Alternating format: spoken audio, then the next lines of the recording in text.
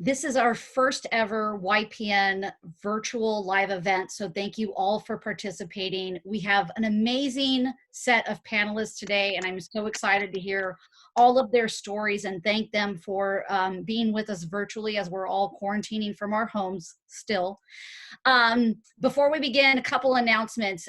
For any questions, comments, concerns, go ahead and use the Q&A section today, not the chat box. That way we can keep track of what I'm presuming will be an enormity of questions coming through. And then another little housekeeping, we have our next YPN event. It's going to be a really cool series. It's a two-part series on everything you need to know about ADUs. So that is going to be on June 11th and June 25th from about 11 a.m. till about 12:30, 1 o'clock. So keep an eye out for those. We'll be sending out our promotional flyers. And lastly, I want to thank all of our YPN sponsors who this year in particular have hung with us during this global pandemic that no one could have prepared for.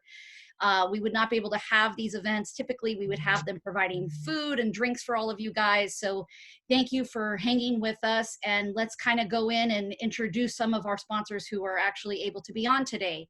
We'll start with Eileen Kendall with Kendall Law. Good morning. As she said, my name is Eileen Kendall. I am the owner of Kendall Law. I am a real estate and business attorney. We are full service. I do the litigation portion. I do eviction work. And then I have somebody in my office that helps with lease review, contract review, questions on just getting contracts in place. The eviction side right now is kind of to a halt, but I would recommend if you want some information, you can go to my website and there's a VIP link. I've been posting pretty regularly about the updates from the different, the LA County, the LA City, and I'm actually working on a video and a couple series of videos on the moratorium. So if you want more information on that for your clients, you can visit my website. Again, Eileen Kendall, Kendall Law. Thank you, Eileen. Maria Castro with Citibank. Good morning, everybody. My name is Maria Castro, Citibank Home Lending. Just a couple of general and specific nuggets. On the general basis, banks are lending. We are super, super busy. Anybody basically with an NMLS with a conforming loan amount is lending strongly and very aggressive. But in the jumbo space, there's only a few left standing. And it would be maybe Citibank, HSBC, and a couple of and maybe BBVA. So be very careful and stay close to your lender. A lot of the big banks have kind of tightened up on jumbo. Citibank is still a player in the game, even at 15% down to 2 million, 20% down to 3 million. And that's for the reason that we've always been prudent. So stay close to your lender. We're here for you. And if we can't do the loan, we will refer you to a colleague. But I would urge you to just really take this time to make sure that you're close to your lender and that you're as valuable and as you can be to your clients. Because right now is not really the time for barely buyers. It's a really good time for strong, well-qualified buyers. And we're very busy with purchases, and they're closing quickly, and the buyers are super motivated. And there's a lot of business out there for you guys, and we're here to help. Second homes, vacation homes in the Hamptons, Palm Springs, Yucca Valley, because the home turned into everything, right? It started from just a place where you sleep, and then now it's where you live, where you work, where you teach your kids, and basically all of your entire source of entertainment. So stay close to your lender. Again, I'm here for you. Talk to your lender, stay close to them, and thank you guys, and I wish you the best of luck. I love seeing Tina Kaminsky, our first condo in Manhattan Beach. Like, she used to door knock, and I never, ever didn't open the door because she always came in with valuable information. So we love that. Take a page from her, and you will open the door when Tina knocks, because she does come in with information, and it doesn't look like she's trying to sell you something. But have a great day, everybody, and it's a real pleasure to work with you all, and just keep chugging along. There's a lot of buyers out there. Thank you, Maria. Next up, Fernando Diaz with Homebridge Financial Services. Hey guys, Fernando here with Homebridge, and yeah, just like Maria said, we are extremely busy, challenging times depending on the situation. But obviously, we have still have a lot of jumbo product out there that is fairly competitive from what I can see in the market. Doing a lot of FHA, VA, Fannie Mae, Freddie Mac type loans.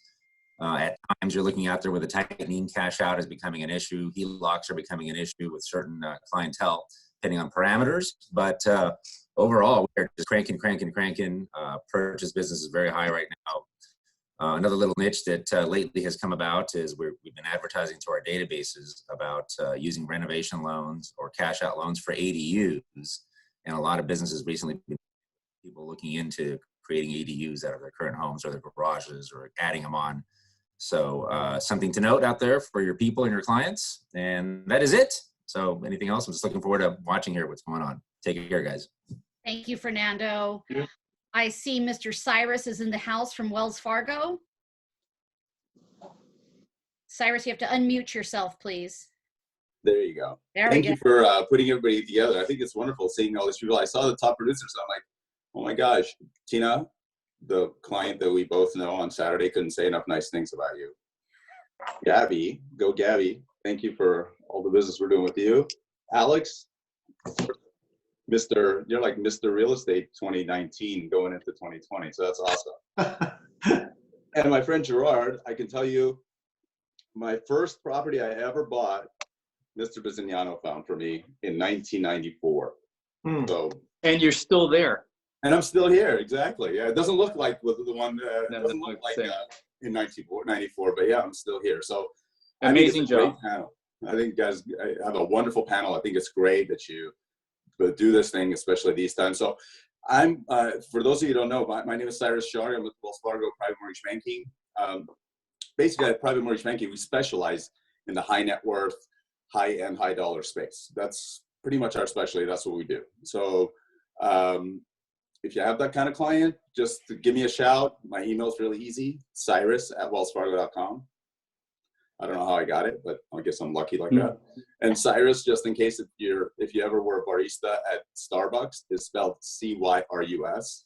No other way to spell it.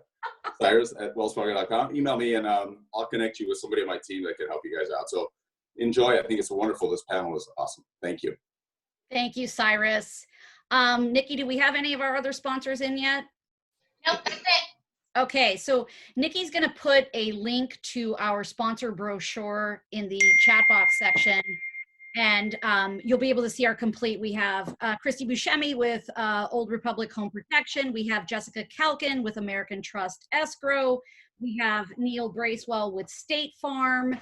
And lastly, we have James with the law offices of James Dolgana. Hope I'm not butchering that last name. So let's get started. I realized I didn't introduce myself. My name is Rita Geraci with Compass Real Estate. I am the YPN co-chair along with Mr. John Defterios. And we are so excited to have our panelists. We've wanted to put this on for the last few months and got a little delayed because of the pandemic. So we are here now, and I am so excited to get started on our theme of teams. So I'm kind of just gonna go from the top of my screen here. Tina, why don't you go ahead and get us started and introduce yourself, your name, your brokerage. Sure, my name's Tina Kaminsky-Phillips, and I am part of Strand Hill Properties and Kaminsky Real Estate Group. I'm sure most of you know my dad, Ed. My team structure is probably a little bit different than everybody else because I do run under Ed, but he's Big Ed and I can be Little Ed. And I'm really happy to be here today. Thank you. Thank you, Tina. Alex. Yes, Alex Abad here. I'm with Compass Real Estate under the Alex Abad Real Estate Group located here in El Segundo. And it's an honor to be together with everyone who's in this panel today. It's great. Thank you, Alex. Gabby. Okay, I'm Gabrielle Herendeen with Remax Estate Properties. My team, we call it Go Gabby. And, you know, just great to see everybody here finally. So lovely to have you. Gerard. Hi, I'm Gerard Bisignano. I'm a partner with Vista Sotheby's, and I always love doing these YPN events, especially the social events. They're always fun. Yes, absolutely. Always an honor to be here, though. Yes, we were so excited for all of you to sign up for this. So I like I said, I'm just bursting with joy to get started with this. So a kind of a light question to get the panel rolling. What did you do before you got into real estate? We'll go in the same order. Let's go with Tina. Okay. Before real estate, I did real estate. I haven't really ever done anything else. I worked at Cushman and Wakefield for 12 different brokers.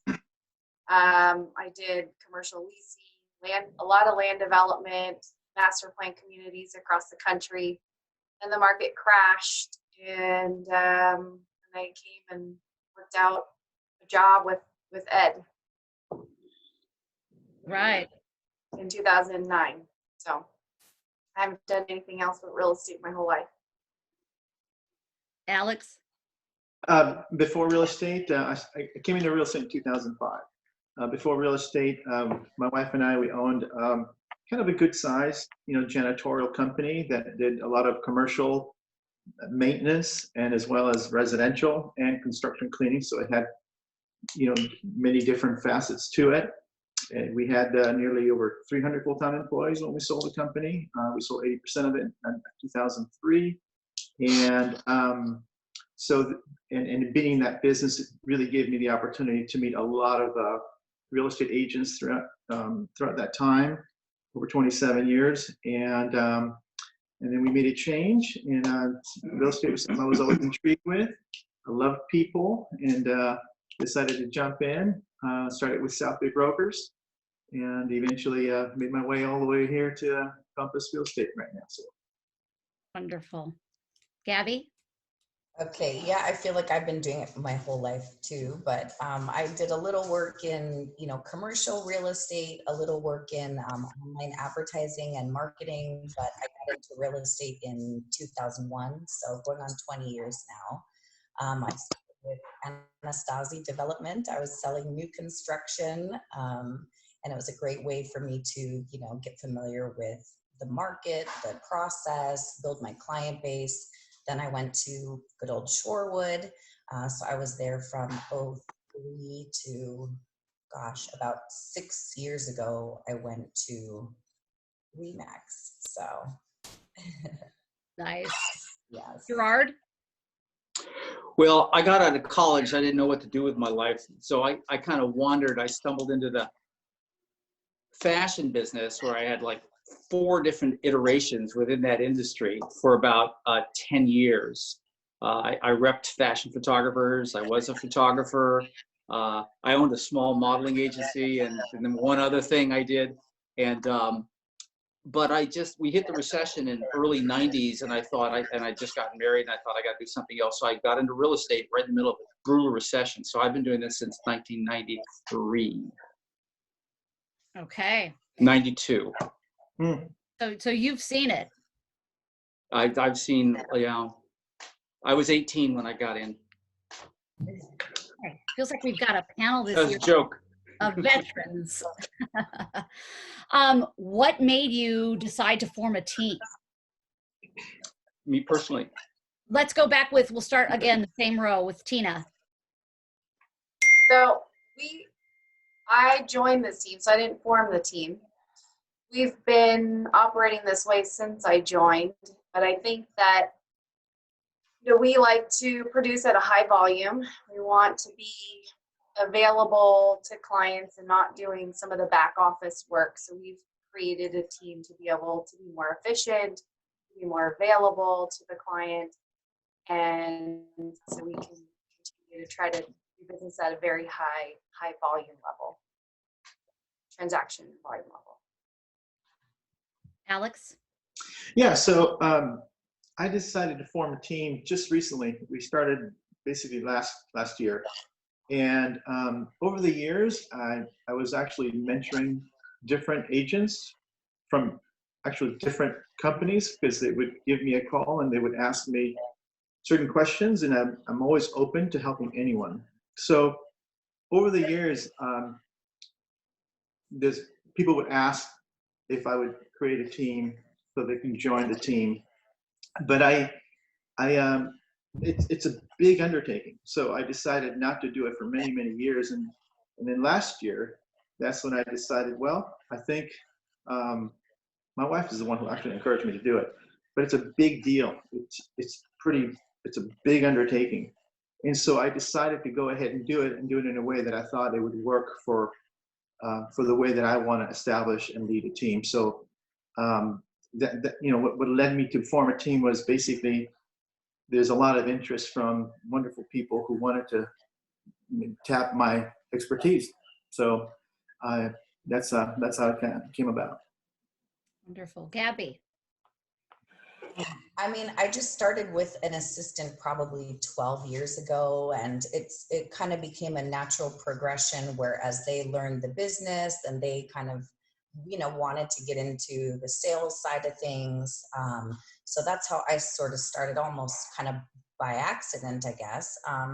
And, it's just really, it's the only way to scale your business and to kind of share your knowledge and expertise with other people, kind of develop them, help them grow, and then it helps you grow and better support your clients too. Okay. Gerard.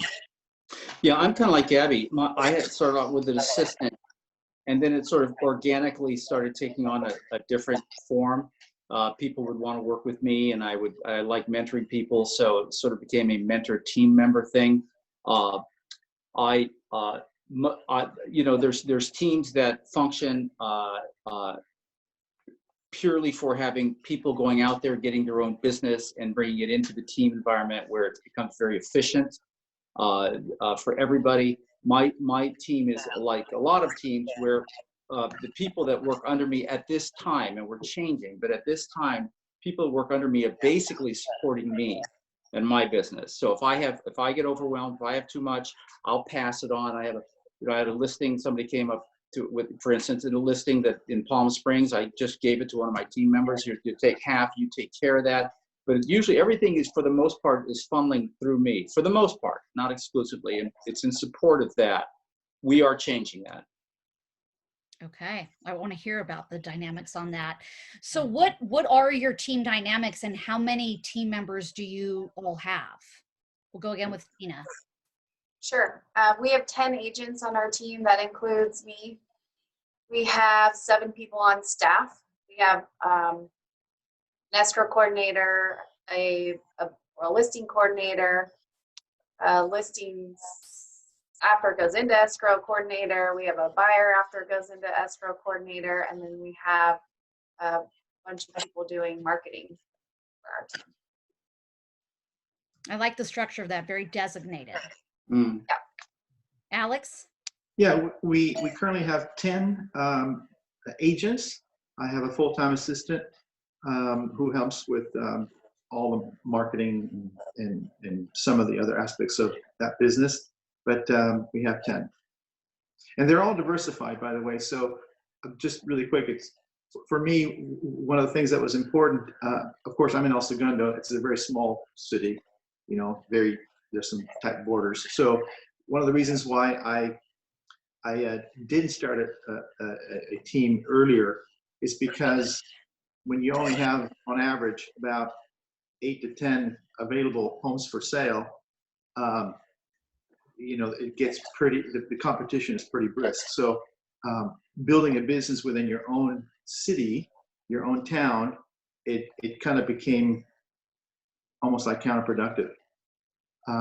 And so the way that we've done it is that not just about every agent that's in the team actually is marketing themselves in a different city. So we have from PV to Rolling Hills, Torrance, Redondo, Hermosa, Manhattan, even onto the El Segundo as well, but even onto the west side. So it's kind of diversified. Yeah, you're tapping into those little micro markets. Correct. Gabby? So directly on my team, it's me as the team leader, and I, handle mostly listings, but also buyers as well. And then I have 2 buyers agents, and then I have an assistant who's like transaction coordinating and, marketing. I do have an outside marketing, like social media person, and, some different service providers that aren't like directly under my team, but that I still work pretty closely with. Nice. Gerard? So I have a full-time assistant, Doreen. I've had her for 4 years, and she's kind of a jack of all trades. I call her team leader, and she does a lot of the transaction coordinating, and she's the point person for a lot of the marketing and in helping write offers or coordinate Is that me? Feedback. It's a slight echo. Coordinate some of the paperwork for some of the other team members, but then we farm out some of the stuff when we just don't feel like we're big enough to bring in a person full time. Some of the marketing, some of the transaction coordinating. Then I have about 3 other people that work on my team in various. They're usually buyers agents. They do bring in listings, and but it's typically buyer agents. So I have about 5 people, and then you add a few extra support team members. Okay. I think we could all say that the assistants are definitely our lifeblood of the straight transactions. What are your expectations for your team members? Tina? Sure. Well, we want our agents to produce. We've gone through a lot of agents over the years, and typically if they're not producing, they usually end up leaving. But we do like to see at least 20 transactions per year per agent.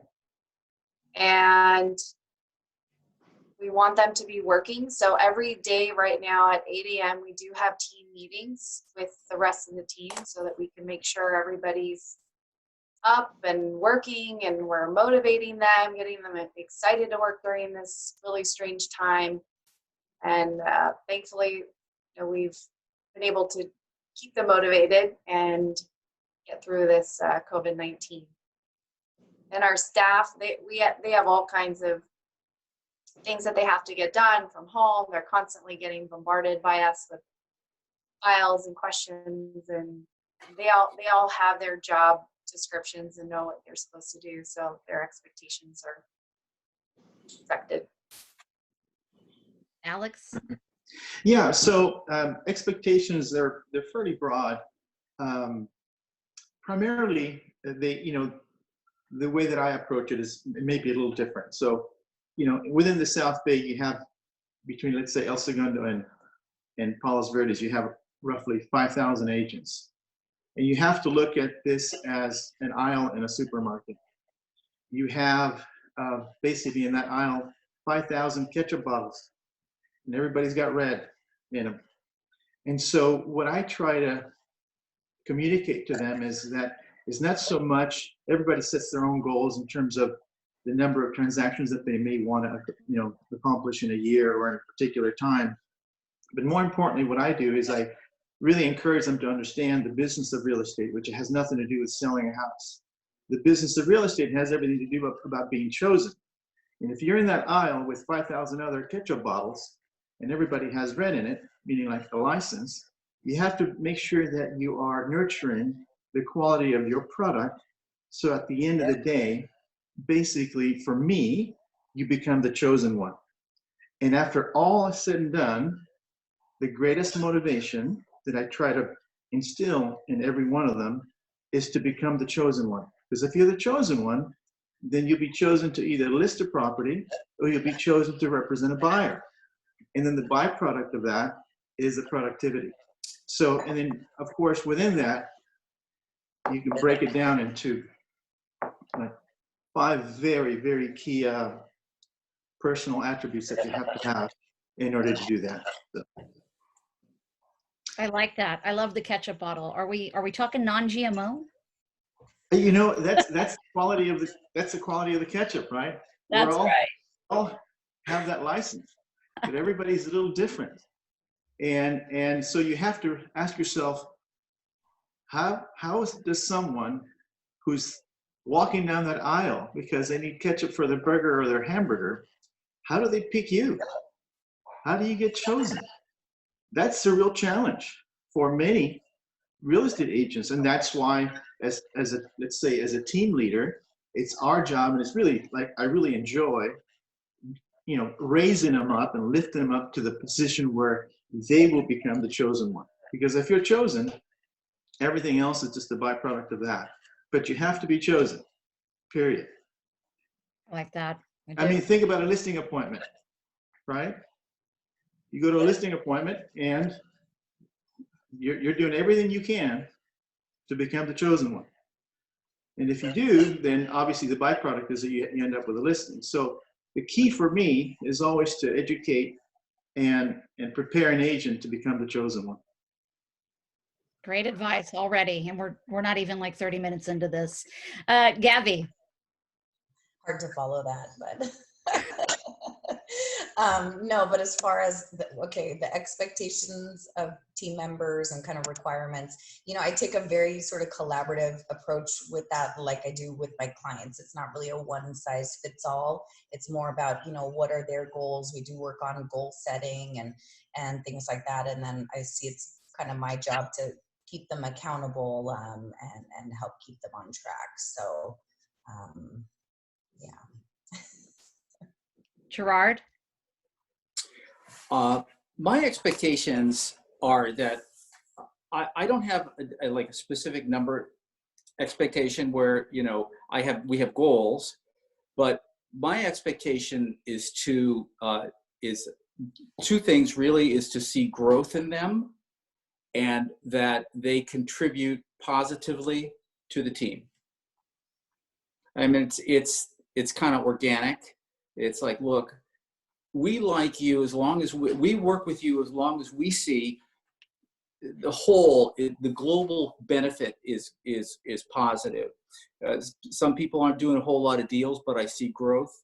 And again, I like to mentor, so I see growth, and they come into the team meetings and they contribute in a way that's positive with camaraderie, but professionalism. Just because somebody's nice or you like them is not good enough, but it helps. So we just like to see a positive environment and professional growth, so that we know as we move along, they're going to move along. They're going to have an upward arc in their career. And then we feel confident, I know we'll get to this question later, we feel confident they will represent us well. Should we delegate anything out to them? Yeah, whether your team members or family members, like in Tina's instance, or even Alex, and too, whether they're not, you end up becoming like a family, and it's such a close relationship that you end up having, and I think it's so important for it to be a success. And I think the fact that you guys are top producing, we've seen your numbers for last year, you did incredible, and that shows into what you've built and are continuing to build. Kind of flipping the coin back, does your team have expectations on you? Like in terms of feeding them leads and providing, do they have expectations? Tina? Yes, they come here with a few expectations. One is to have a leader, someone to mentor them, to help them grow their business and their capacity to take on even a higher position in the future. The other expectation is some of them do expect leads, which we do give out, and also the support staff that we have. People come here knowing, your job is purely servicing the client, and managing the transaction is supported by the experts in our office, whether it's for the paperwork or marketing. And what's really great about having someone like Katie, who a lot of people know, she's our transaction coordinator, and she's been with us longer than I can remember, at least 20 years or so. They know that if they're in escrow with Katie, she'll be able to catch issues that can arise and help prevent some of these problems that can come up in a contract or in a transaction that a new agent wouldn't be able to figure out on their own by themselves. Crucial. Alex? Yes. So the expectations is really created from the get-go. So I help create what they could expect from me from the beginning. And so that there's no wondering, hey, can I do this? Can I give you a call? So it's really clear that I'm there to help them 24/7, 7 days a week. They can call me at any time about anything, multiple times, whatever it takes for them to get what they need from me. I think that the expectation is from them is when they've seen me over the years, they want to learn you know, like what type of individual I am, what do I do, how do I go about this, how do I communicate, what motivates me, so those are the things that a lot of them are expecting to learn, because when I decided to build this team, I really want to try to duplicate to the best that one can myself into each one of them. It's not just having, you know, a number of agents that are working in your team, but really for me, it's an investment of who I am in their lives, not just from a, you know, from a real estate transactional point, but even from a personal point, because it's you know, it's not just transactions, it's not just real estate. Like I said, you have to have that likability, you have to have that knowledge, you have to have the desirability, you have to be desirable, you have to be trustworthy, you have to be charitable. It's all those things that you have to have as an individual who leads, for them to learn what those are and how are those created. And in real estate, you're in a constant state of creating. If you're not creating, you're not going to be successful. So you have to continually creating now more than ever, because it's really, we're at a turning point, right? So you really have to think about how to create. And that's what they kind of expect from me, is to see how I respond and how I create and how they can be motivated in that aspect. Abby.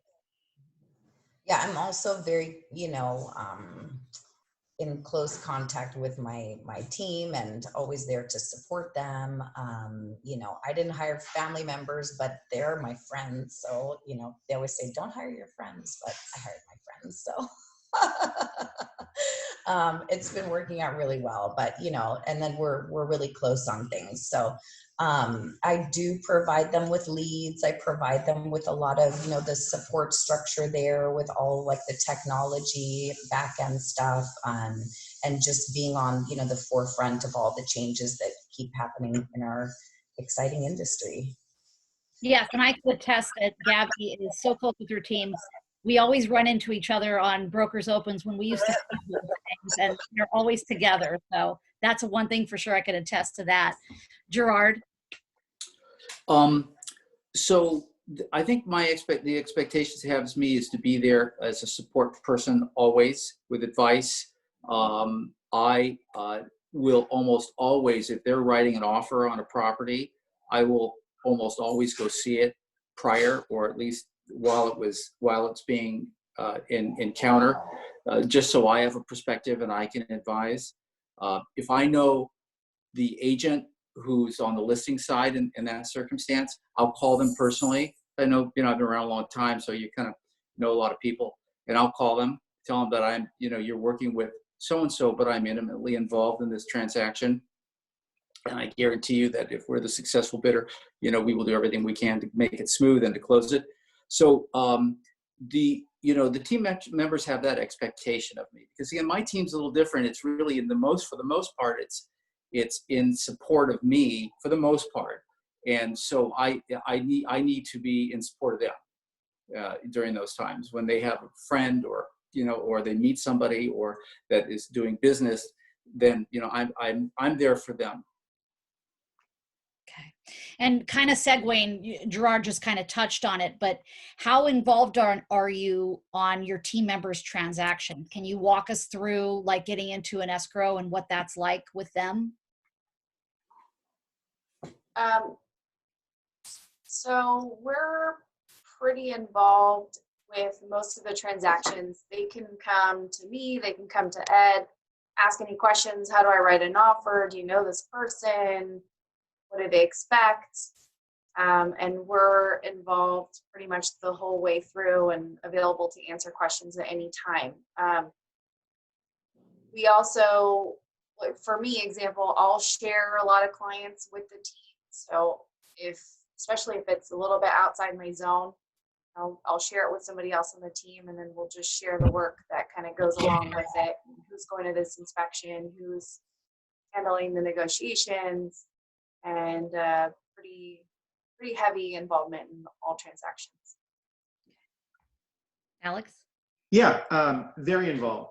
So with every transaction, I'm very involved from the If it's a listing, very involved all the way through from the time that you actually, a lot of times I actually go with them to that listing appointment. And because it's really important for especially someone who hasn't been in the business that long, is to understand how to create the proper expectations for one, a seller, and also for a buyer. So having me there, I know where to stop within a certain paragraph where I can interject what I believe would be setting the right expectations for that seller, and the same thing for when you're writing an offer for a buyer, because as you know, you have very seasoned buyers and you have first-time buyers, and it's really important to help that agent understand where they could interject a lot of those expectations that will save you a lot of headaches when you're in the middle of an escrow. So yeah, I'm very involved in negotiations and writing an offer and looking at the particulars of every office. Wonderful. Gabby? Yeah, on the listing side, I'm very involved too. I do let my team members co-list with me. So that's been a newer development, even though I still call them buyer's agents, but I do let them co-list, and I am more heavily involved in the process then. But if it's a lead came in and they, were their initial contact and have been working with them, I do let them kind of take the lead then with those buyers. But of course, I'm always there for, anything that might come up, and there's always kind of stuff that comes up. So I'm always there in the background, sort of monitoring things, but I do let them, take the lead with their buyers. Okay. Gerard. Gerard, you're muted. I meant to do that. Are we, I'm sorry, I think it was how involved am I in the transactions? Sorry, I got distracted. I got getting some texts. I'm very involved, like Alex said. I'm very involved, or like all of them said. I got my hands in it, and once like any transaction, once it's in, it sort of takes on a life of its own and just sort of goes along. But any hiccups, anything, I jump in and help to make sure we can close it. And then kind of switching gears, Gabby just sort of touched on it. When it's a listing or even a buyer side, is everything being run through, like for your example, Tina, the Kaminsky name, or are there co-listing, transactions? So on our team with listings, everything is under Ed's name. So if it's on the MLS, Ed's getting the points. But on the contracts, it's co-listed. Got to use the AAA form. And the payouts are shared, but all the credits are to Ed Kaminsky.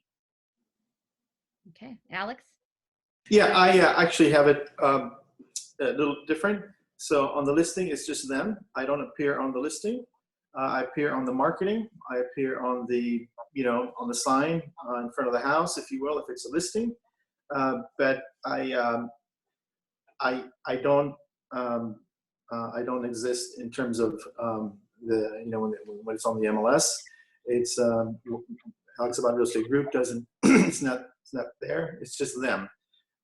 What I really try to do, especially when I first began in this business, being able to brand oneself was really important. And I learned from the very beginning that you have to do everything you can to brand who you are.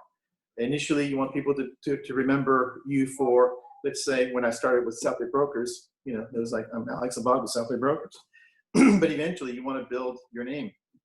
And part of building who you are and your brand, if you want to build a brand for yourself, is to have people remember your name. So I don't have any problem with anyone, referring to me as I'm within the Alex Abad Real Estate Group, or it's just them. So, but we just keep it that way for them on the MLS. Gabby? No, we do co on the MLS. So whatever's on the contract, if it's, me with one of my other agents, then you're going to see both of us on the MLS. If it's just my business, it's just me on there. Pretty straightforward. Gerard? I'm kind of. Oh, no, no. Sorry, I'm getting calls on my iPad while we're talking. I Guys.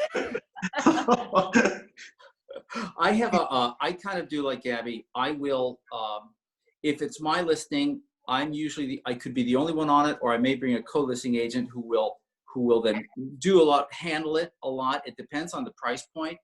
If it's an upper price point, I want all contact going through me. So I may not put a co-listing agent on. If they bring a listing in, I'm likely to be the primary listing agent and then have them as the co-listing, but I might switch that around. It sort of depends. It's kind of case by case. It depends on the relationship they have with the seller, and or the what we think is most effective. So it's kind of case by case. Mostly, I am the primary agent and sometimes the only agent. Nice. Got a little mix of everything there. Still talking about team dynamics. Are your team members expected to bring a certain amount of transactions on their own to you per year? So we definitely have high expectations. We like to set high goals for our team members. Doesn't mean we always meet them, but as long as they're showing that they're working hard and they're doing whatever they can to keep their business going, they stay on the team. But we love to see everyone do 20-25, but on average, probably most of them do about 10. But 10, high-end transactions is pretty good for a team member. For sure. Yeah. Alex? Yeah, so I allowed each one to set their own goals. So we don't have a specific number of transactions that anyone has to bring in or listings that they have to bring in. I tend to focus more on my own principle of how I go about it. I've never been a good goal setter. It's like I've always been so scared to disappoint myself and set this goal and I completely fail on it. So I've always primarily just focused on, like I said, being chosen. So I understand clearly what I have to do to be chosen. And so I emphasize that more than just about any goal setting. Gabby? Similar with me.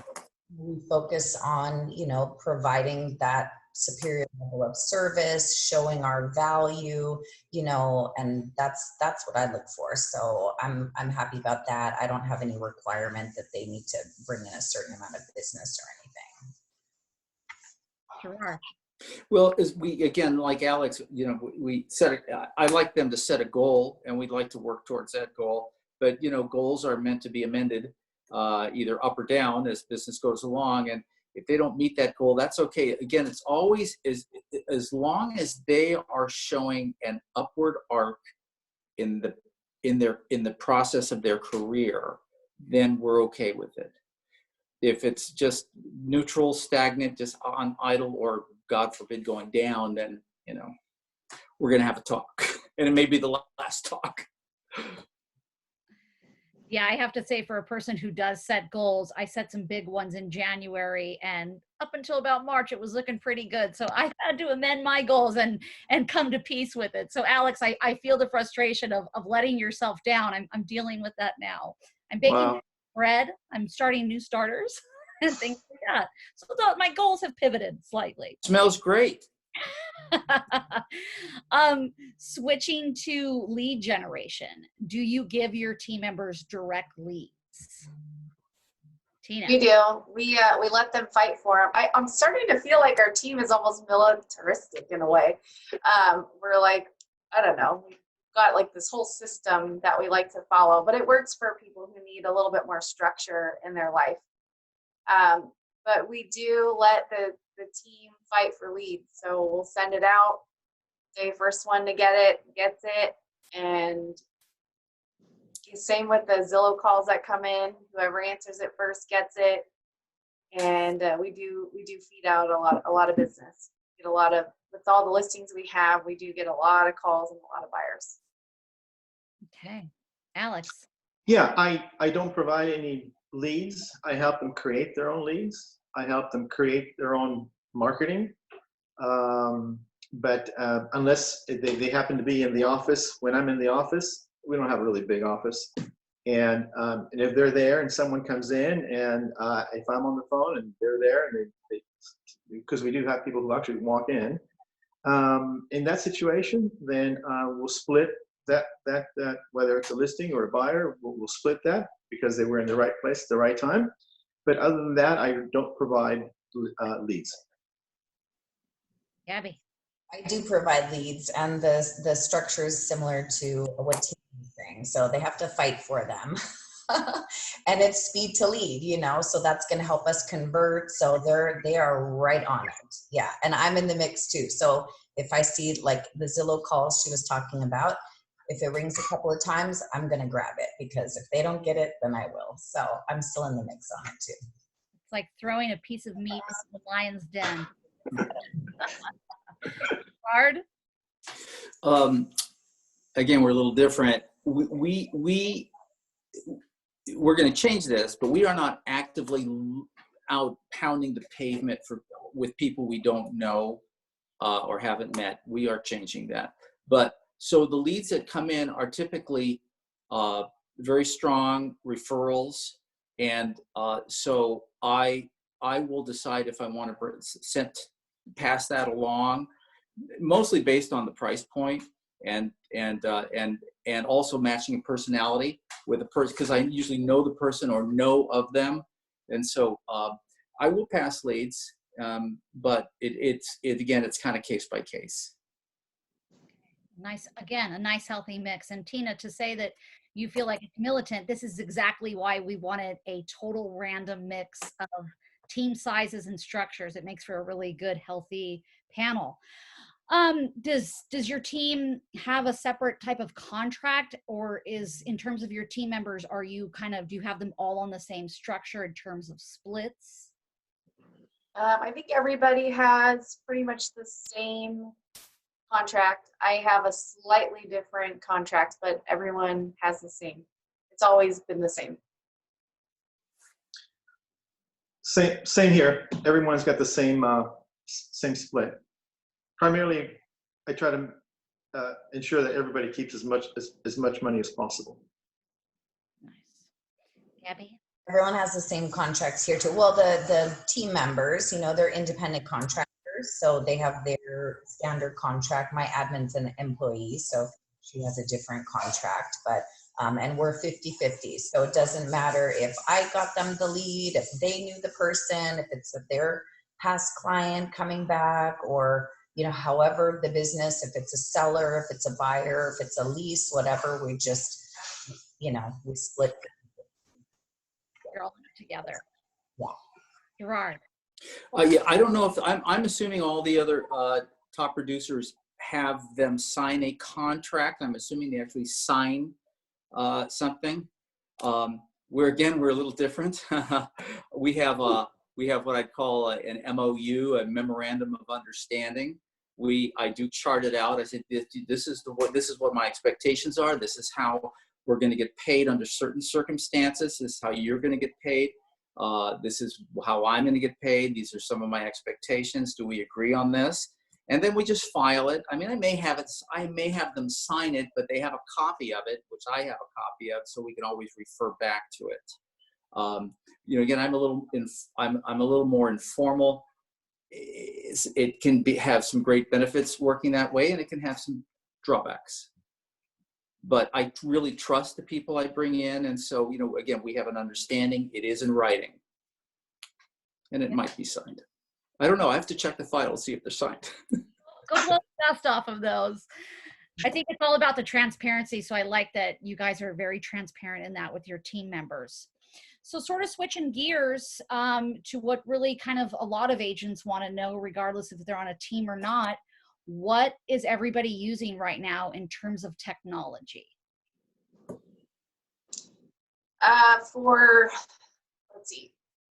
For database management, we're using Salesforce. We also have an IT guy who captures leads on the internet. Couldn't tell you how he does it, but that's something we implement. We're using all the normal social media streams. Since I am not the most technology savvy person, and we've got wonderful people on our team that do it all, I could not give you a lot of details. Honest answer. Alex? Yeah, so I'm very fortunate to be with Compass. As maybe a lot of you have heard, they're a very progressive company. The technology that they provide it's insane. It's kind of like stepping into a Formula One, car, and you see how you see these cars going into the pit stops, and they change the tires in about 2 seconds, and they're ready to go. You kind of feel like that. It's a bit overwhelming, to tell you the truth, and you always feel like you're drinking out of a fire hose, and always trying to catch up to like, wow, okay, here's another. I got to catch up to this type of thing. So so I'm really fortunate to have that, as an access to it. And social media is, again, we use a lot of that. But yeah, I would say I'm just very fortunate to have access to that type of technology that Compass provides. Are you using the Compass CRM? Not as much as I should. Yeah, but I'm using a lot of their other available platforms, and some of the new ones that they're coming out with, which are also like artificial intelligence and stuff like that, which is pretty amazing stuff. I know if you haven't logged in a while, it's going to be more overwhelming for you. Gabby? Thank God for an assistant. For our CRM, and that's my website too. So it's a really nice, search portal. And because we have a lot of people coming in from different sources of these, online real estate websites, it's kind of nice to sort of try to get them off of there and onto our platform, where we have a little more control over things, and we can see what they're looking at and what their, level of interest is like on there. So, and then we'll do leaning more into video, of course, especially these days. So we do bomb and just with marketing the listings too. And there's all kinds of programs. I mean, I basically have a program for just about everything that we're doing now. There's so many of them out there. Yeah, and you have a really nice presence too on social media. Very consistent. Thank you. Gerard? Does a keg count as technology? In quarantine, it does. Can't live without that. So I've been using Top Producer forever. I do like it. So that the CRM, I guess, which we are going to get to next, is invaluable,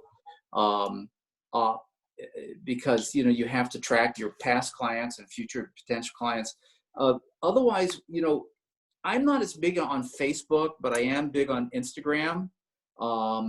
We have some SEO stuff going on. Videos are very, very important, as Gabrielle mentioned, very, very important. And now a lot of the virtual tours, because of the lockdown.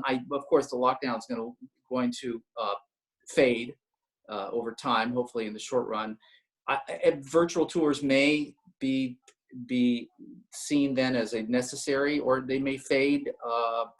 But we're using virtual tours right now. And since everybody else kind of talked about their CRM, Gerard, what CRM are you using? Top Producer, but our company subscribes to a really great CRM. I'm just learning it, so it's called Close, and it is very, very complex. It's got a lot of AI, and I'm very impressed with it. But I'm not real tech savvy, so it's taking me a while to really understand it. And at some point, I'll probably maybe transfer over to that totally. Okay. And then Tina, kicking it back to you, what is the one piece of technology, aside from our devices, what is the one piece of technology that you cannot live without in your business? Sorry, I heard a big beep. What's the one technology that what? You can't live without in your business. I apologize. My text messages are coming through on my computer and I can't shut the sound off. I'm sorry. Gosh, that's a tough one. I guess Instagram. I mean, that's where I promote everything. Alex? I use Instagram, social media, like Facebook, pretty much, yeah. Gabby? I mean, what I can't live without is probably the CRM, which is funny because I don't even think I was using a CRM. And now they're just with the volume of everything going on, I think I couldn't live without that. It would be complete chaos. Gotta stay organized. Gerard? I'm sorry. What was the question exactly? I thought I answered it. Is why. One piece of technology in your business that you can't live without, aside from like our mobile devices. Yeah. I think the social media has been really good. The Instagram, like I said, in particular. I mean, I got to be honest. I mean, I could live without the social media. I see a lot of top producers on it, and it's great, and you see their stuff. And then I see people who post a great deal, and I know they really don't do much business. So I am always questioning the actual effectiveness of it, but it's one of those things. It's like you got to do it. So I think for branding purposes, it keeps your name out there. Just like advertising, I'm not sure how much I get from advertising, but it's a branding. It's branding. You know, people you run into, they say, yeah, I see your ads, I see your Instagram posts. So it's become a necessary part of our profession. The actual effectiveness of connecting the dots between an Instagram post and getting a listing is I'd love to hear someone's actual story of seeing that happen. I'm sure it does. But again, it's a matter of, just like everything, you have a lot of irons in the fire. You have to be on all these things, because at the end of the day, you're branding yourself on several platforms, and then you become that brand. Exactly. Instagram in particular almost serves as like a mini website for all of us now, and it's all about how you work it. What are you doing in terms of marketing? And when I say that specifically, Alex, I think you had touched on this. Are you marketing your team members? Are you marketing your brand itself? Do the team members individually market themselves? What is the kind of the flow with that? Tina? You know what? It's start us there. Yeah, no, it's a little bit. Does Tina want to go first? But go for it. Okay. It's a little bit of everything, really. So I will market the team. I help them market themselves individually, and I explain to them, what really works. And kind of like to touch what Gerard said, it's not one thing. And I say this for the benefit of anyone who's listening. Marketing it's not like one particular thing that you're going to do, and you go like, that's it. That's the only thing I'm going to do because that's what works. Maybe that's the case for some, but what I found out is that marketing it's like painting a face. If I just drew a little line, you wouldn't know that that's actually a face. Then I have to draw 2 eyebrows, a nose, and a mouth. Then you go like, okay, that's beginning to look like a face. That's marketing. You have to create an image. And so it's not just one thing, but you have to be always on multiple platforms to be able to communicate what Gerard said, your brand, your message. You have to be able to communicate the quality of your brand clearly and what you stand for, whether your brand is knowledgeable, desirable, charitable, trustworthy. It's all of that. So it takes a lot of different platforms to be able to do that. Thank you. I love your metaphors, by the way, too. I look forward to what your answer is going to be. Tina. Marketing. We like to focus on not always marketing ourselves, but really marketing the properties. So we like to come up with fun sayings, and we've been doing a lot of quarantine marketing this last couple of months. So we're always trying to come up with something fun, new, different in marketing our listings. We definitely market our team, our agents. So when they have a listing, we'll feature them on whatever postings that we do. And we're just marketing all over the place. Got it? Okay, Gabby. Yeah, kind of similar. So of course it's marketing the listings, the properties, team, me, my team members, just depending what's going on. But we have the whole mix. Okay. Gerard. Yeah, I in my ads I have just me. And I think I'm going to change that. I think I'm going to have me and the team members. And I've done that in the past, pulled away from it. I think I'm going to do it again. I mean, it's a moving target. Branding, advertising, social media changes. There's a new social media platform out. I don't know anything about it, but it's called Twitchy or something. I mean, there's always something new, and you're always adapting. And like Alex made a great point. There's no one thing. There's no silver bullet in this industry. You know, you try things and then you either increase or you pull back based on your intuition and how well it's working, because you really don't know. I mean, you can know, but you have to have a lot of irons in the fire. You're creating that face.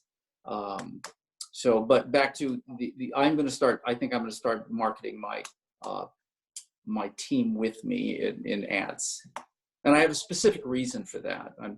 It's not on a whim. So, would you like to share that reason? Sure. Yeah, I'll tell you, because my sister is now working on my team. She's pretty amazing.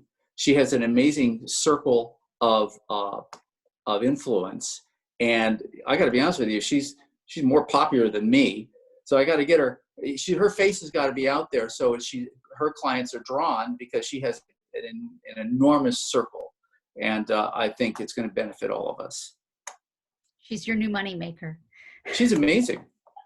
Honestly. What are we doing in terms of cold calling, door knocking, direct mail? I know some of you have mentioned. What are we doing in those terms, Tina? We are pretty heavy in the prospecting world. Door knocking has been happening, but definitely cold calling. There's someone on our team right now has to do 150 contacts a week for the next month and has committed to it. It's pretty intense, but we do like to see everyone spending at least 2 to 3 hours a day prospecting, especially if they don't have anything going on that need clients. And you do Zillow? We do mailers. We'll do mailers too. And you do Zillow as well, Tina? We do Zillow. Yeah, that's all.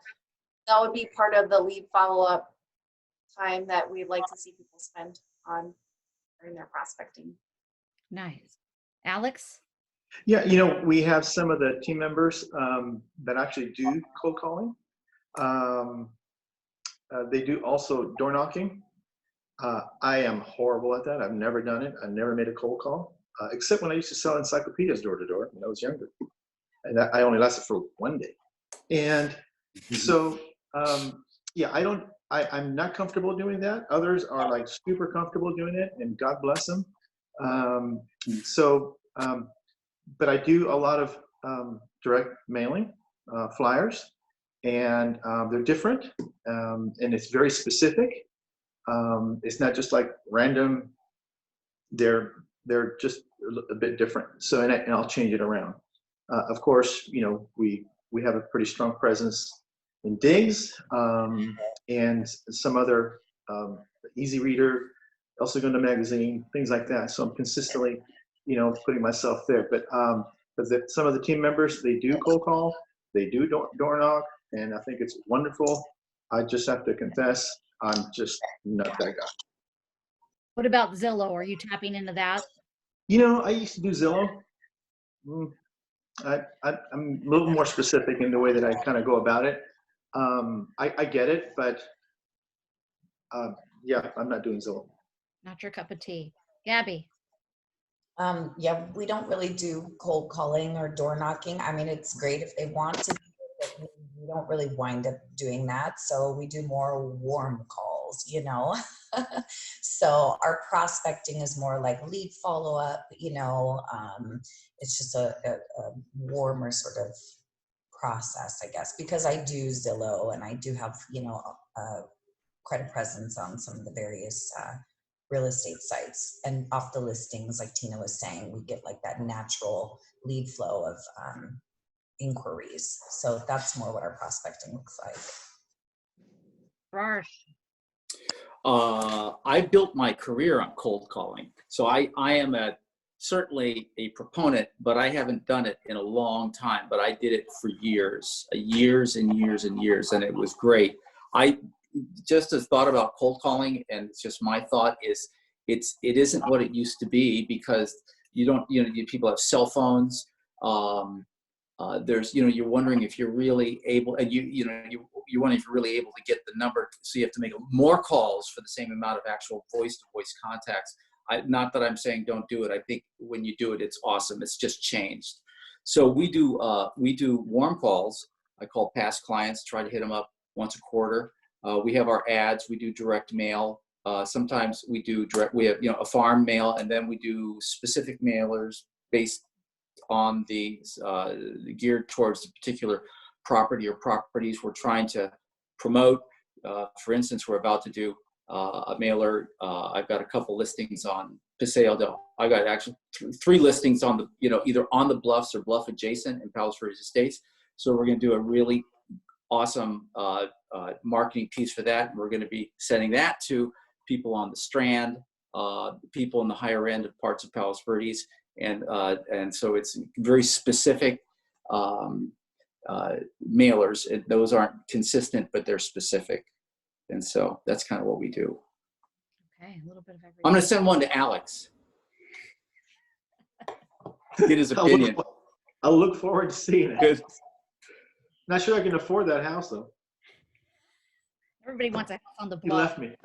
He left. Very offended. Talking about like coaching and mentoring. I keep getting calls. Talking about coaching and mentoring, do you guys use a specific coach for yourself or for your team? I know some of you touched on liking the idea of having that mentor role. Tina, do you want to kick us off on that? Sure. Ed and I have both been coaching with Mike Ferry for, Ed's probably at 20 years right now, and I'm at 10. We both have the same coach with Mike Ferry. His name's Tony Smith. He's incredible. He also coaches our team every other week. Then we also have a gal named Robin Milanakis on our team. She is our, actually I don't really know her title. She's boss lady, basically. She's amazing. She coaches everybody individually on the team. So if you say, this is my goal this week or my goal this year, she's like, all right, let's set up a call. Let's go over it. Let's talk about this. Let's work it out. And it's got all kinds of, and then Ed and I are also available for anything anyone needs. So there's just a lot of support in our office. Alex? I've never been coached. This may sound crazy, but I've never read a motivational book in my life. I'm very self-driven. I tend to learn from my own, life experiences and the way that I kind of develop my life. I would consider myself the coach, and I consider myself the mentor. Okay. Gabby? I do coaching. I do Tom Ferry. So I started maybe 4 years ago. That was for me, and that's really helped me with the team building, because I was like an agent. I sell houses. I just plow through, I didn't really know what I was doing with this team stuff. So that's really helped me kind of shift my mindset and my focus. And I don't do coaching, with my agents. It's just me with my coach, but I need to add one more buyer's agent, and then I can do team coaching. So Goals. yes. Gerard? Big believer in coaching. I coached with Mike Ferry for about 6 or 7 years. I took a short break, and then I started coaching with Tom Ferry for close to the same amount of time. I am not coaching currently right now. I'm not in a coaching program, but I am a big believer in it, I think. And by the way, if you, and it's not cheap, especially, a newer agents say, gosh, I would love to coach, but what am I supposed to do? Well, there's ways you can do that. YouTube has an amazing amount of invaluable videos to be consistent with it. And so you can actually kind of self-coach. I think at the end of the day, it's more effective to have a one-on-one conversation with a person who is plugged into. Did you lose me again? You did. You're back. I keep having to hit decline on my iPad. At the end of the day, the one-on-one coaching is really, really effective. I mean, it's great. But in the short run. And I think every agent should lean in that direction to get there. But if they can't, in the meantime, you know, there's a lot of great videos. Alex, there's a lot of great motivational videos. Oh, no, trust me, there are. And that's not to say that I haven't, you know, browsed on them or anything like that. But I've just been, I don't know, just been very fortunate to, you know, just the way my mind thinks, the way that I'm creating every day. You know, see, Alex is the rare and fortunate exception. Like, if I don't have somebody pointing the way, I honestly, my personality and my OCD, or no, my that's not OCD, it's the adult. ADD. Thank you. There you go. I mean, if I don't have structure, if someone isn't telling me what to do, I'm all over the place. If you couldn't tell. And so, oh look, what's that? So, yes, squirrel, shiny. So a big proponent, but not everybody needs it, and not everybody will, like Alex probably won't take the time to watch a video because he would take that same time and go be productive, you know. But I think most people really do need at least some guidance. I still need guidance after all these years. I still need guidance. Well, that's a good segue into our next one. How do you manage the different personalities, egos on a team? What are your biggest challenges with just managing the humanity side of people? Tina? Great question. It's tough. That's why we have boss lady Robin on our team to help. Sometimes a lot of people will go to her because they have an issue with something, and then she knows how to kind of put out the fire. But I think what makes a great leader is someone who is adaptable to all the personality styles and able to work with it. So kind of have to, you have to know how to manage each different type of personality style. Alex? Yeah, great question. I'm fortunate that everybody who's in my team, they're just incredible people, and I can honestly say that I'm not dealing with egos or anything like that. I don't think that I would have, if I thought that they would have an issue with that, they probably wouldn't be in my team. But so I'm very fortunate with the quality of agents that I have working with me.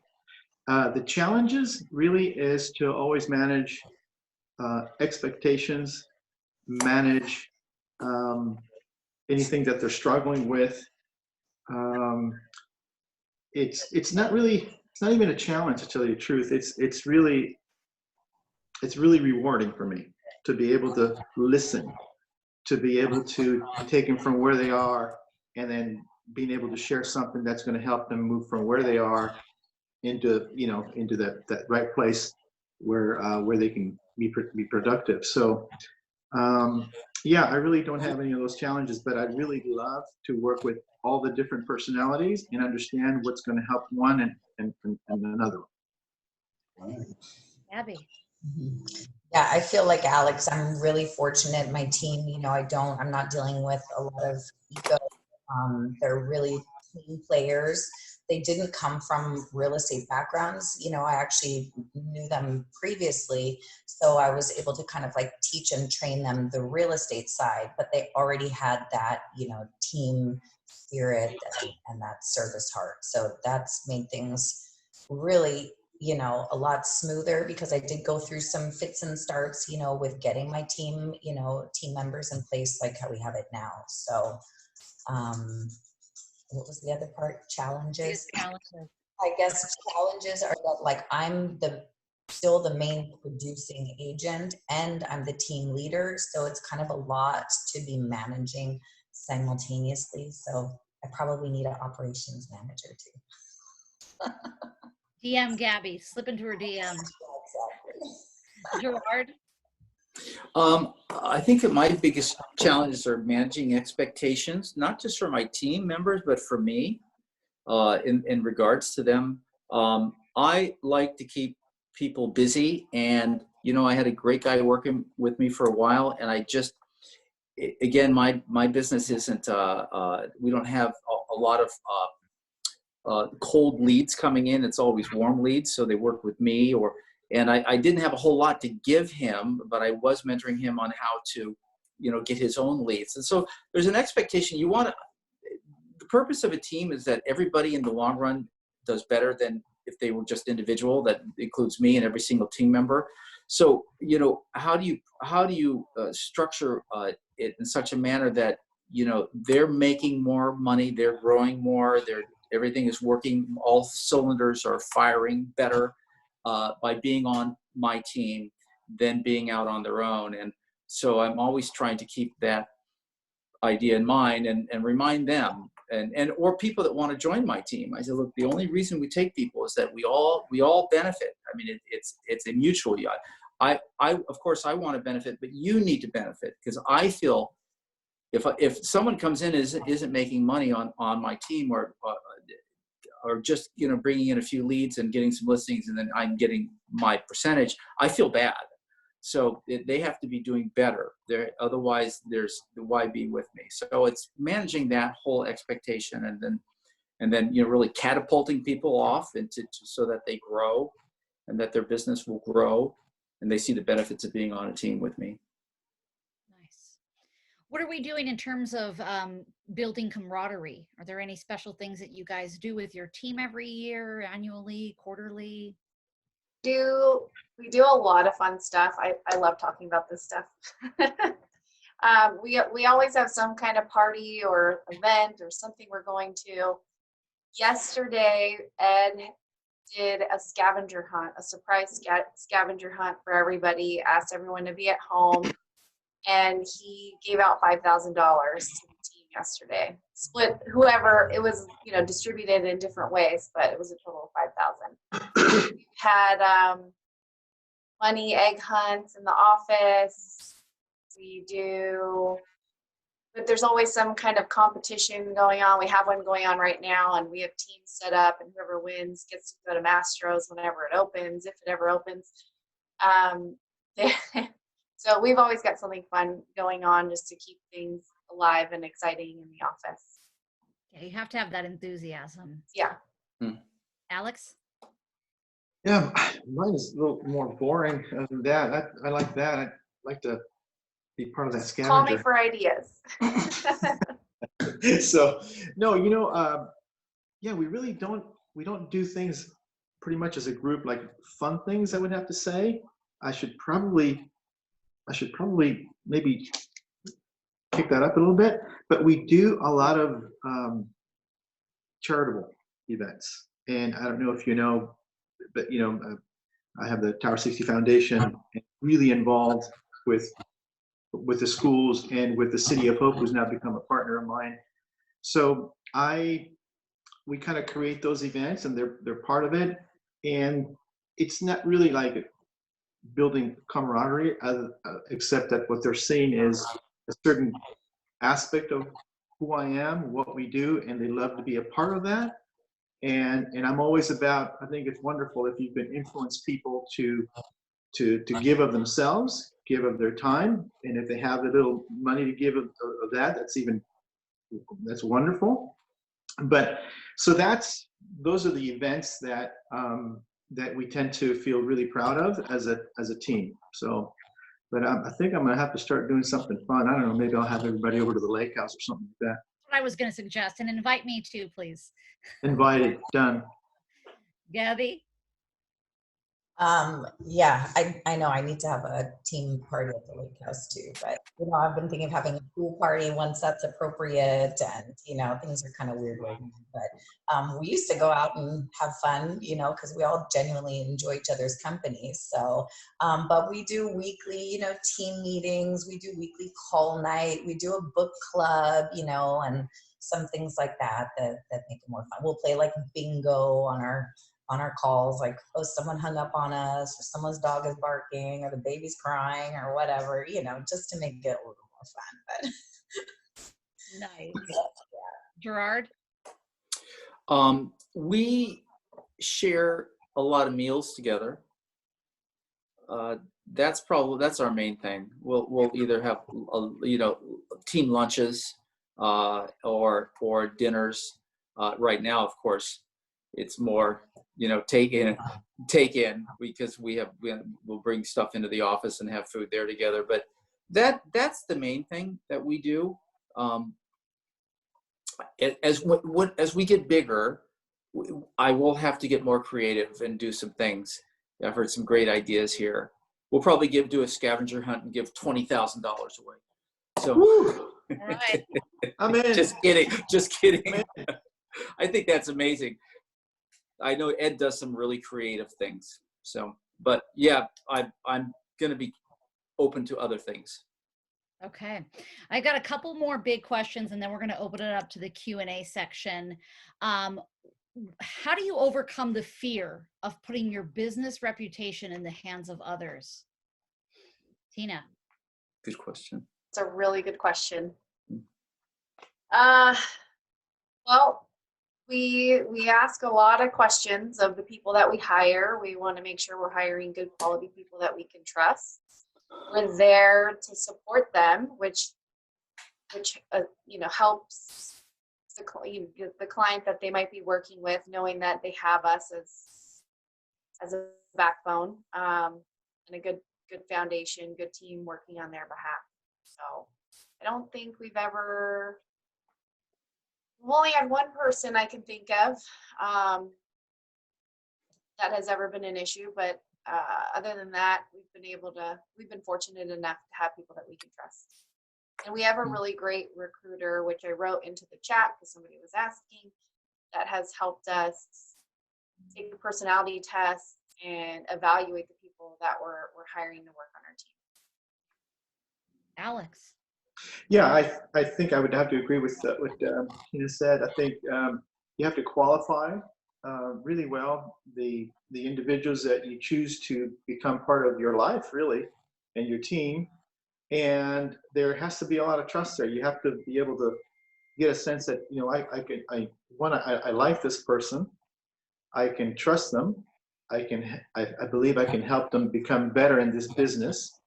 But there's a lot of trust. But you also have to communicate very clearly as to who you are and what you represent in this business and what you represent as a person. And that has to be clearly forged into their minds, and they have to see it. They have to see your honesty. They have to see your knowledge. They have to see your likability. They have to see your charitable goodness. They have to see it. And then that becomes a clear picture to them as to who you are. And then you hope that they want to, reciprocate that and behave in a way that is complementary to myself, to the team, to the company, and the brokers that I represent. Well put. Gabby, with your cute little dog making its appearance in the background. Dog's walking back there. I'm the crazy dog lady. But trust is huge. That's why, I resisted getting an assistant for, almost like the first 10 years in real estate. I knew I needed to just to grow, but it was so hard for me to kind of give up that control. But I'm over that now. So I think just hiring slowly, like really, looking into, the candidates, like the personality tests, all that, and I do that all myself in my spare time. But no, it's super crucial, just hiring slowly and fire fast, as they say. It's happened before, but yeah. Right. Gerard. Well, I wouldn't bring anybody on my team unless I was absolutely sure that I could trust them with my clients in the way they present themselves and their professionalism and all that. And I think the way I do that, or the way I do it, is by though I get people that ask if they can join the team. The only people I take on my team is people I ask. And I ask them because I know them. I get to know them and I understand them. And they start standing out to me. Like, this is somebody that would be good on on my team. And not everybody says yes, by the way, just because I asked them, But I approach people. I think after I get to know them, I think this person shines, and that's the kind of person I want representing me. Yeah, you see the potential in them. That's great. The last heavy question, and then we're going to open it up to the Q&A. So if everybody wants to put in their questions in the Q&A, we're going to answer those live in a moment. But what is your ultimate intention with the team, and where do you see yourself and your business in 5 years? Tina. If I had to recreate our team, or if Ed retired, I would probably have it running a little bit differently. I wouldn't have as many people. That's harder for me to manage. I think just my personality type. I see myself, but I love what we have. And so what we have currently as our goal is to keep growing and doing more. I think eventually Ed would like to see our team doing 300 to 400 transactions a year. But if it was just me by myself, I'd probably be happy just doing 100 and having like 2 assistants and a showing agent or something. But for me personally, in the next 5 years, I would like to see us hitting 300 transactions. Okay. And still working at a high level with really great staff. Alex? Yeah, for me, it would be, this is the hardest business anyone can step into. And it's very challenging for any agent because it's extremely competitive. So I really love, and what I envision is people growing their business to the point where they can clearly sustain themselves and to be able to provide for themselves and their families, whether they're single and they're, or have a family. That's really the goal, because again, you are in an extremely competitive business. And so to be able to see these agents, flourish from now till 5 years from now, and I wish I had a crystal ball, but I think that, to me, that's really the joy that I would get, is for them to be recognized as really highly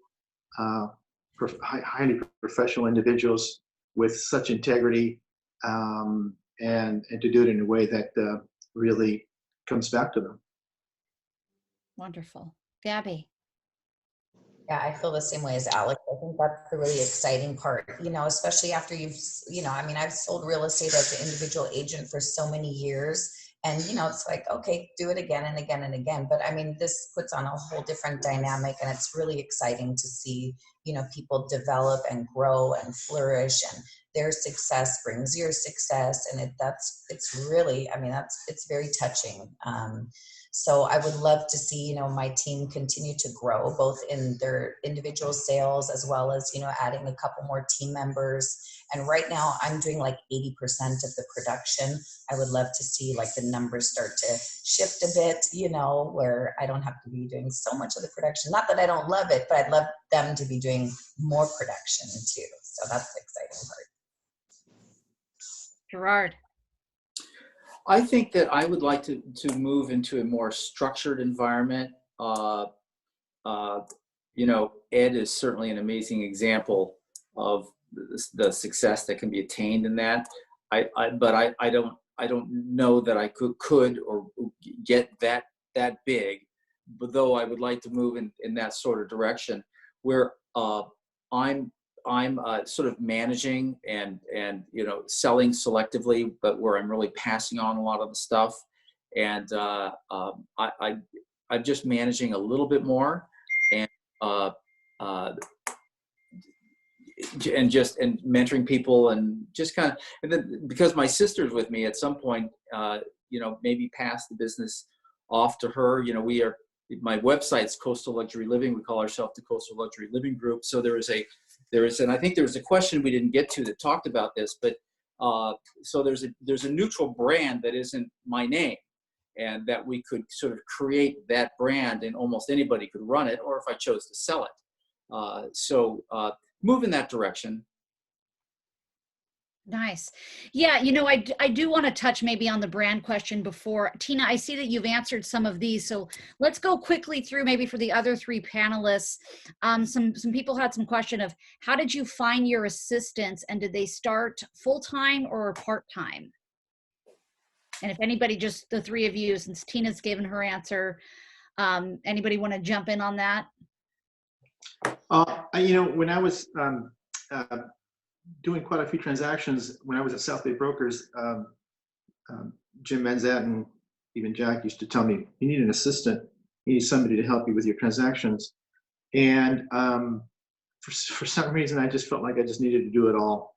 And eventually, I was so busy that I would start at 3 in the morning and I'd work until, 11 at nighttime, and I'd have all these transactions on a big table and with little notes like, I got to call this guy, I got to get this from this person, that person for every transaction. And finally somebody said, I have someone who's really good and that you might be able to use them. And that's how I ended up with Ollie, who's amazing. And she's my assistant, full-time assistant. And it's made a world of difference. I mean, it's just amazing. I should have done it a long time prior to when I did, but it is what it is. But yeah, that's how I got an assistant. Okay. And then this is kind of a question for everybody, maybe if anybody wants to take a jab at it. Are any of you recruiting? If so, what are the qualifications you are looking for? How many candidates do you interview a year?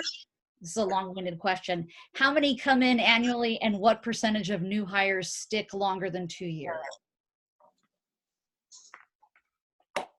I could say that we're kind of always looking for somebody. We like growing our team. We like having good agents on the team.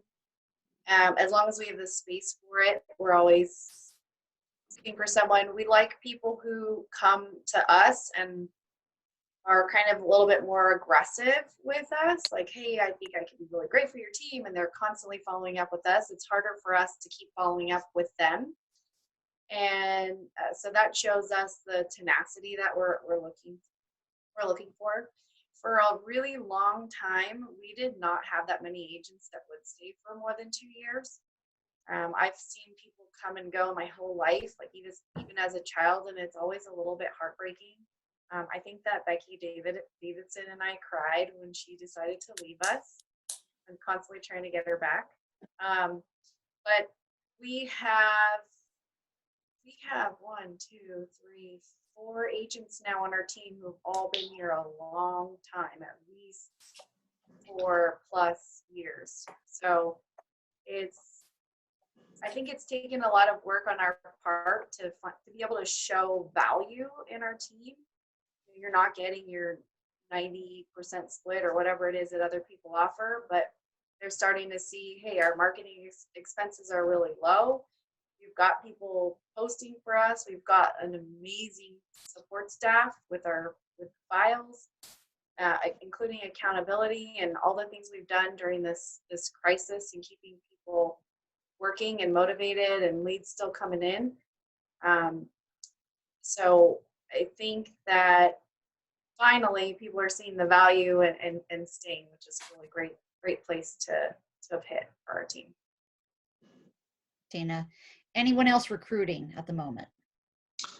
I don't recruit. I usually get called on to have someone come onto the team. I'm extremely selective, and also, in terms of numbers, you have to. For me, I have to really be careful how many people I have chosen to mentor and to coach and to help build, because that really also translates to what I'm giving up. So if you're thinking about building a team, you got to ask yourself, you got to tell yourself, you're going to give up some time. You're going to give up some of your time and some of your life to somebody else. And you have to be in that right position to do so.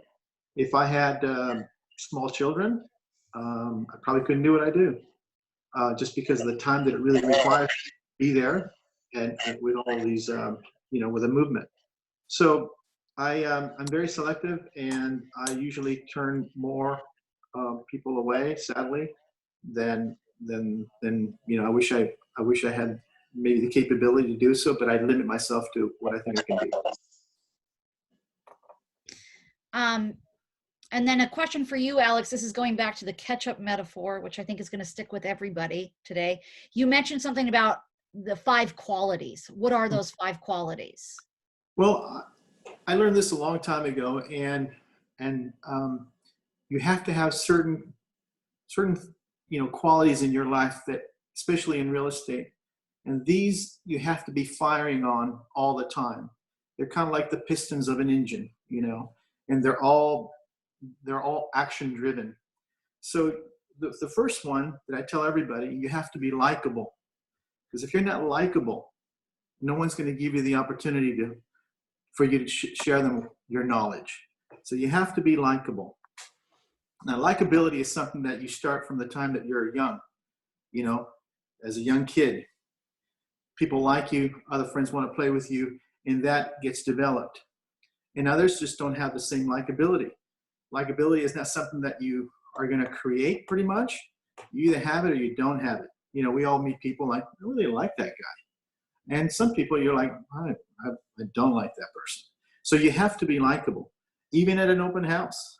Here's a quick example. Somebody steps into an open house who had been to 3 or 4 other open houses the same day, and everybody's going to ask the guy to sign in. Can you give me your name and number, blah, blah, blah. Well, you might have just, right there, you just maybe became dislikable because that individual was just asked to do something that maybe they're not comfortable doing. So you have to be able to understand what will create your likability. And if somebody steps into an open house and you just create something that makes someone dislike you, you'll never be given the opportunity to show your knowledge, because that person right there just put a block in their mind that the previous guy just asked me to sign in. This guy's asking me to sign in. I really don't want to sign in. I really don't like this guy. So there's so many facets of likability. And I mean, we don't have the time, right? The other is knowledge. If you have knowledge, because we're living in an ocean of, everybody's swimming in an ocean of information, right? It's like click, click, click, click, your fingers, your phone, boom, boom, boom. People step into your open houses and they already know what it's sold for, so on and so on and so on. So you have to provide someone the knowledge, not information, but the knowledge about something that they don't have. Otherwise, you're not desirable. So the second is knowledge. You have to be able to provide knowledge. If you can provide knowledge, now you became desirable.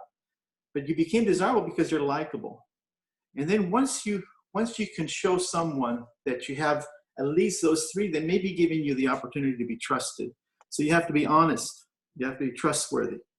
And if once someone gives you that opportunity to be trusted, then you can show who you really are. And the last one is you have to be charitable. Being charitable will make you likable. People will appreciate what you do. They'll consider you. They'll take notice. So likability, knowledge, you have to be desirable, you have to be trustworthy, and you have to be charitable. Those are the very basic 5 personal traits that you have to be firing on every day. It can't be just one time, here and there, all the time. I love it. I think that goes for life in general, not just in the real estate industry. It does. It really does. This is a light question for you, Gabby. What CRM do you use? Somebody had a question on that. Okay, yeah, I use Boomtown. So it's a CRM and it's a website. So we, set up searches in there, and then we can actually see, who is, it'll tell you your opportunity wall, like who is interacting more on there, who's more likely to be close to transacting.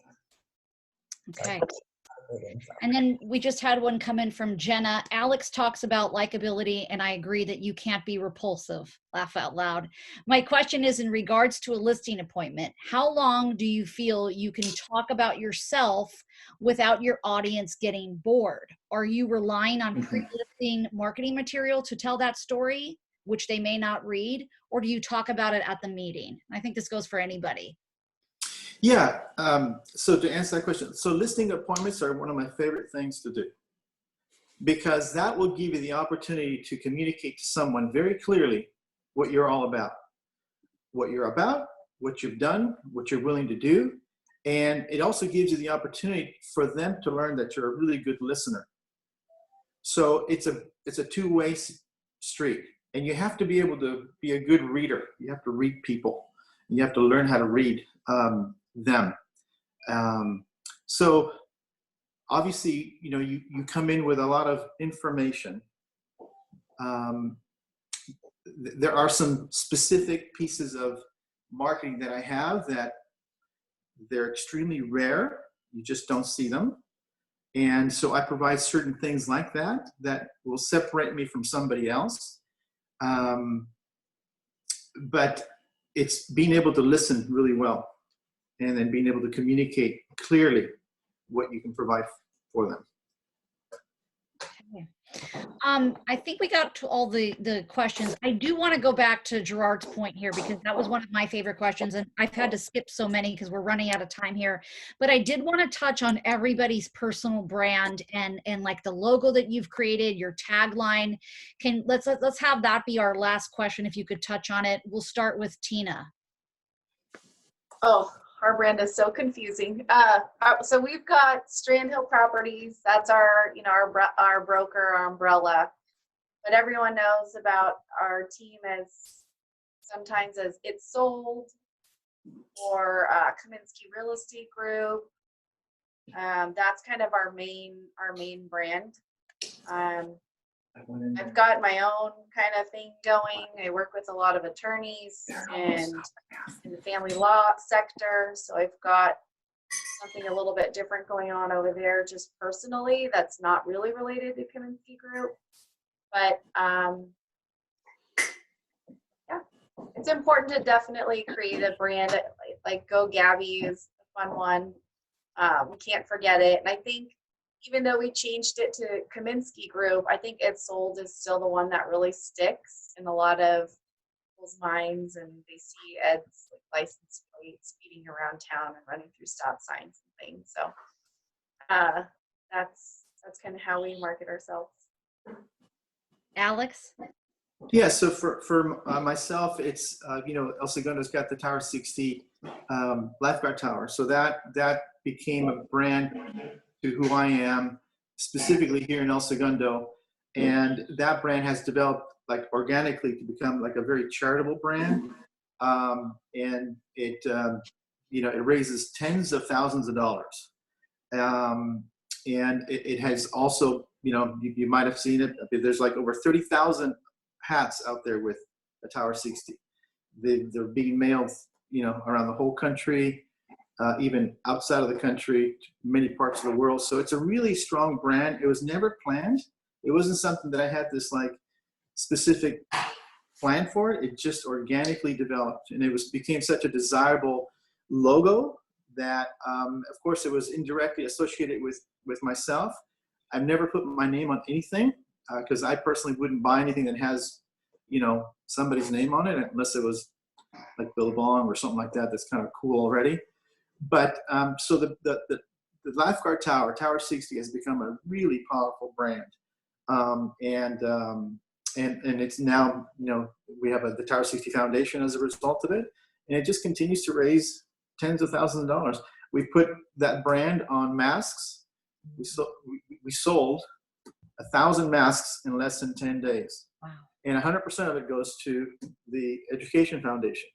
And we just got another shipment yesterday of 1,000 new masks, and my phone just is burning up with how many people are just coming in to get the mask. So it's a very desirable thing, and it just became a very charitable brand.